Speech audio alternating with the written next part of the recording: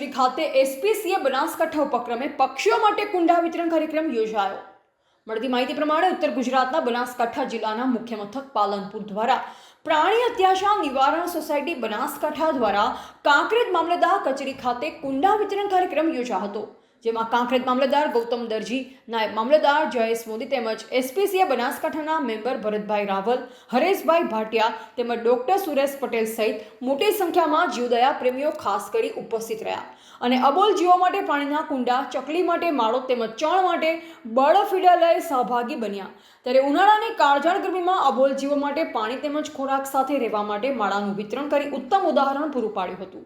જો કે આ સંસ્થા છેલ્લા 16 વર્ષથી બનાસકાંઠા જિલ્લા કલેક્ટરના અધ્યક્ષ સ્થાને ચાલી રહી છે અને સારો એવો પ્રતિસાદ પણ મળી રહ્યો છે। કલેક્ટર સાહેબના અધ્યક્ષ સ્થાને ચાલતી સંસ્થા છે, તેમાં બે ઉપપ્રમુખ હોય છે। એક ઉપપ્રમુખ તરીકે એસપી સાહેબ છે અને બીજા ઉપપ્રમુખ તરીકે જનજીવી જોશી લોકપ્રતિનિધિ તરીકે છે। આપણે વર્ષોથી દર વર્ષે 20 માર્ચ ચકલી દિવસના દિવસે આપણે એની શરૂઆત કાર્યક્રમ કુંડા વિતરણની કરીએ છીએ અને પછી આખા જિલ્લાની દરેક તાલુકા પંચાયતમાં, પ્રાંત કચેરીમાં, મામલતદાર કચેરીમાં આપણે કાર્યક્રમ કરતા હોઈએ છીએ। તેના ભાગરૂપે આજે આપણે મામલતદાર સાહેબના અધ્યક્ષ સ્થાને આ કુંડા વિતરણનો કાર્યક્રમ સુરી ખાતે રાખ્યો છે। એમાં હું એસપીસી વતી સાહેબનું ખૂબ હાર્દિક સ્વાગત કરું છું। એમની જોડે આપણા ભરતભાઈ રાવલ જે એસપીસીના મેમ્બર છે અને બાપુ જે ડેલિગેટ